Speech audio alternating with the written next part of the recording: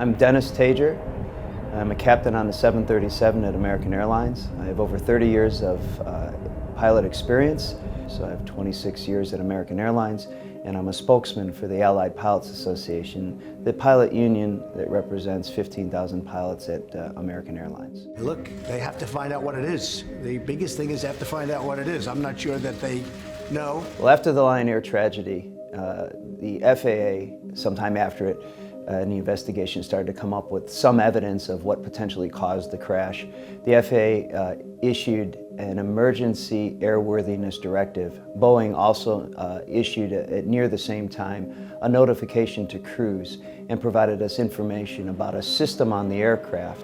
When we saw that airworthiness directive and it talked about what likely led to the Lion Air crash, they described a system in the aircraft that we had never heard of before, called MCAS, Maneuvering Characteristic Augmentation System. That, for us, was a shock because that's not in our book. As a 737 captain, I immediately went to my manual and did a word search for it and went to the section where it would normally be listed, and it was absent. Today, the FAA said it will not allow any Boeing 737 MAX airplanes to fly until the software upgrade for the plane is, quote, tested, approved, and installed. We began to realize that some information was not included in our books, and we later learned through media reports, an unnamed official from Boeing had said that they had chosen to not disclose that information out of a concern that it would inundate the average pilot. That was the first tick of our outrage and disrespect to the safety-culture relationship.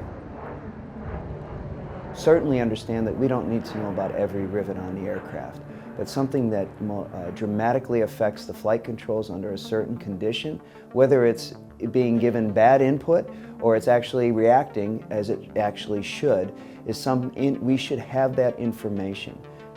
That's just the way safety culture works. So to not have that was just unacceptable. Let us have access to the information, and then we will decide what is the most important thing for us to know to keep our passengers safe.